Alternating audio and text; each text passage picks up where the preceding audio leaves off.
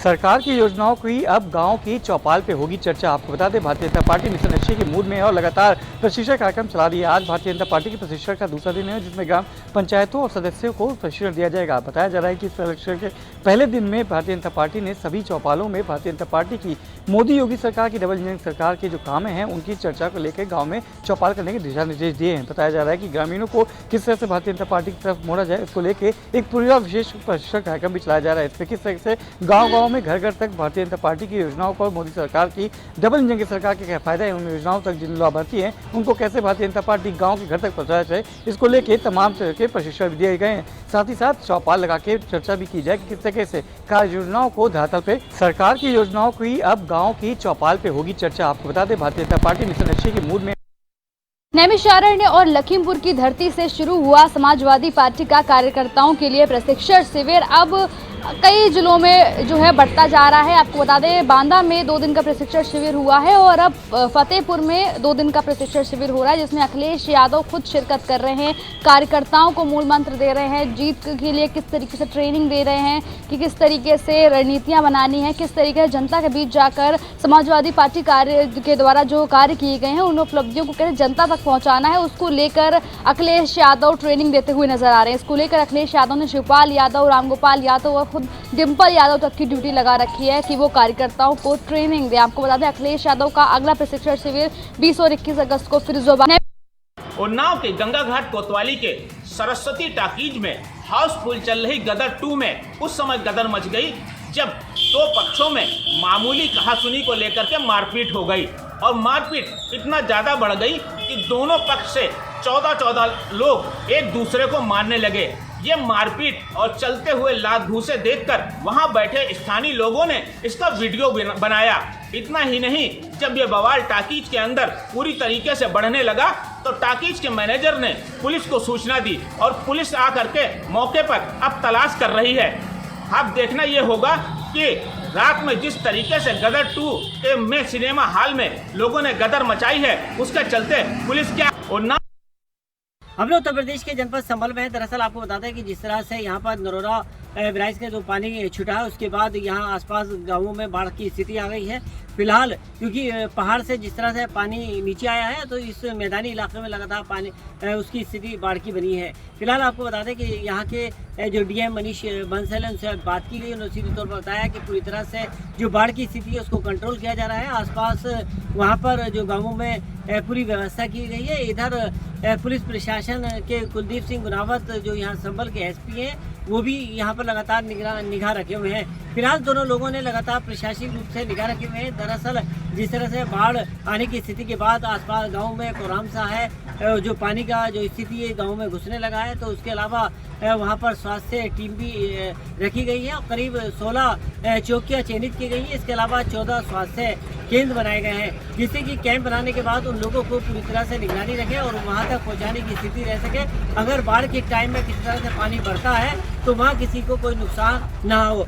फिलहाल जो वहां के जिस तरह से डीएम मनीष बंसल ने बताया है कि वहां जिस तरह से एसडीएम और उसके अलावा तहसीलदार और जो टीमें बनाई गई हैं आसपास पूरी तरह से निगरानी रख रही है, क्योंकि बाढ़ का पानी जिस तरह से बढ़ रहा है तो कहीं ना कहीं आगे। गोरखपुर जिले की बात करें तो खासतौर से गोरखपुर की प्रमुख नदियों में इस समय राप्ती, गोर्रा, कुआनो, आमी नदियों के जलस्तर में बढ़ोतरी हो रही है। वहीं घाघरा की बात करें तो घाघरा नदी अभी भी खतरे के निशान से ऊपर बह रही है।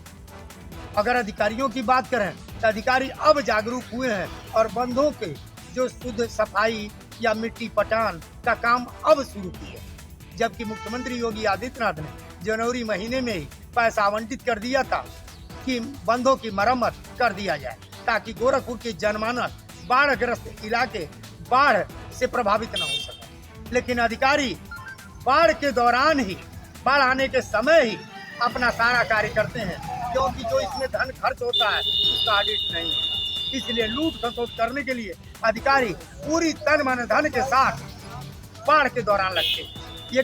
एक बोरी मिट्टी डालते हैं, 100 बोरी चढ़ाते हैं घोड़े को खाने को नहीं है घास और गधे खा रहे हैं च्यवनप्राश। जी हाँ, ये कहावत आपने बहुत सुनी होगी, लेकिन ये कहीं ना कहीं चीरतार साबित हो रही है सदर तहसील में, जहाँ सदर तहसील में बाबू का काम चपरासी कर रहा है। और ये पूरा वीडियो जब सोशल मीडिया पर वायरल होता है तो तहसील प्रशासन में हड़कंप समझ जाता है।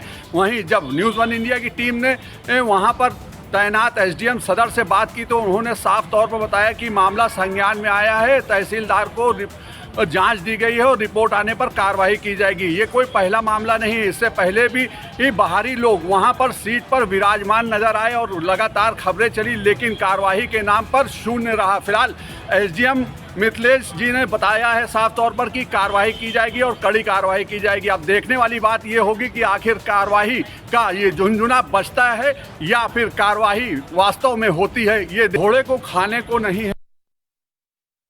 कानपुर के हनुमंत विहार थाने में 2 दिन पूर्व प्लॉट पर कब्जा करने की शिकायत लेकर पहुंचे बुजुर्ग की थाने में ही मौत हो गई थी। इस पूरे मामले पर पुलिस की बड़ी लापरवाही सामने आ रही है। वहीं पुलिस ने इस पूरे मामले में कुमार इस बात की शिकायत लेकर हनुमंत विहार थाने पहुंचे, जहां उनकी हार्ट अटैक पड़ने से मौत हो गई, जिसके बाद परिजनों ने थाने में जमकर हंगामा किया। हंगामा बढ़ता देख एसीपी और डीसीपी भी मौके पर पहुंचे। वहीं परिजनों की शिकायत पर पुलिस ने इस पूरे मामले में प्रीति वर्मा समेत अन्य लोगों पर मुकदमा दर्ज करते हुए गल्ला मंडी चौकी इंचार्ज पर भी मुकदमा पंजीकृत किया। वहीं पुलिस ने इस पूरे मामले में प्रीति वर्मा नाम की महिला समेत 3 लोगों को तो जेल भेज दिया, मगर अभी तक गल्ला मंडी चौकी इंचार्ज के खिलाफ इस पूरे मामले में कोई भी कार्रवाई नहीं की गई है। ऐसे में अब देखने वाली बात यह होगी कि चौकी इंचार्ज के खिलाफ कानपुर कमिश्नर। झांसी में 13 अप्रैल को हुए असद और गुलाम के इनकाउंटर के बाद तमाम लोगों के द्वारा इस पर उंगली उठाई गई थी और कई लोगों ने आरोप लगाए थे। इसी को लेकर आज सरकार के द्वारा 2 सदस्यीय न्यायिक आयोग की टीम झांसी पहुंच रही है और 17 और 18 अब को झांसी के सर्किट हाउस में जो भी स्वतंत्र लोग हैं उनके जिसको भी इस जो है इनकाउंटर पर थोड़ा भी शक है या गलत लगता है उनके बयान दर्ज कराएगी। इसी को लेकर सरकार ने और जिला प्रशासन के द्वारा यहाँ पर पर्चे भी बंटवाए गए थे और बताया भी गया था कि जो भी लोग अपने स्वतंत्र बयान दर्ज कराना चाहते हैं वह अपने बयान दर्ज करा सकते हैं। इसी को लेकर आज 2 सदस्यीय नीति न्यायिक आयोग की टीम झांसी पहुंची है और यह 2 दिन तक यहाँ पर पूरे इनकाउंटर पर। हमीरपुर जिले में NH-34 हाईवे किनारे एक शव मिलने से क्षेत्र में सनसनी फैल गई। सदर कोतवाली इलाके के चंदौकी मोड़ के पास हाईवे पर आज सुबह ग्रामीणों ने एक युवक का शव पड़ा देखा। शव को देखकर ग्रामीणों ने पुलिस को सूचना दी। घटना की जानकारी होने पर पुलिस ने मृतक के शव को कब्जे में लेकर के पोस्टमार्टम के लिए भेज दिया है। मृतक युवक का शव अभी तक उसकी पहचान नहीं हो सकी है। मृतक के शव को मर्चरी हाउस में रखवाया गया है। पुलिस मृतक की शिनाख्त को लेकर के मामले की छानबीन कर रही है। डॉक्टरों के अनुसार अगर बात की जाए तो मृतक के शरीर पर गंभीर चोट। मुख्तार अंसारी की बहू निखत बानो और अब्बास अंसारी की पत्नी निखत बानो की जिला कारागार रगौली से देर रात रिहाई हो गई है।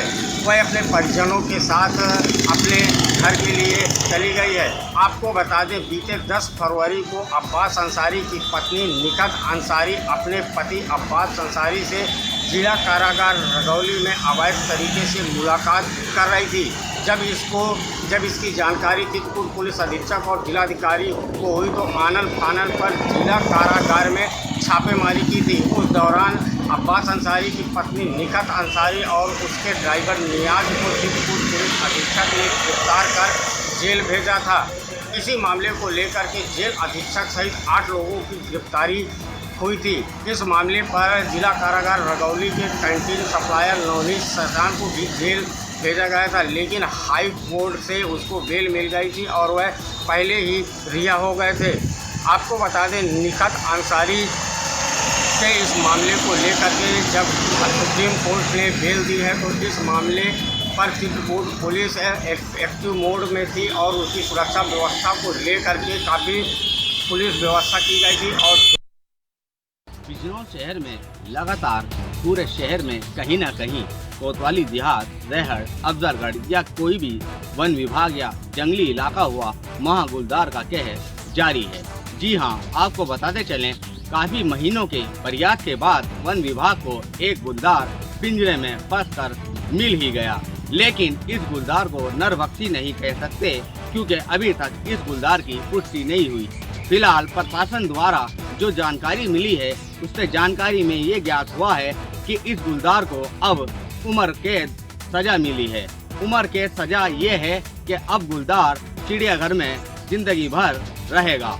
इसको ये सजा इस वजह से मिली है, बताया जा रहा है कि इसने एक लड़की के ऊपर अटैक कर मौत के घाट उतारा था। फिलहाल अभी तक इस बात की भी पुष्टि नहीं हुई है कि यही वो गुलदार है, लेकिन रेहड़ क्षेत्र में नजदीक होने के कारण और ये भयंकर दिख रहा है वीडियो में किस प्रकार अटैक कर रहा है पिंजरे के अंदर, उससे अनुमान लगाया गया है कि शायद ये गुलदार वही हो।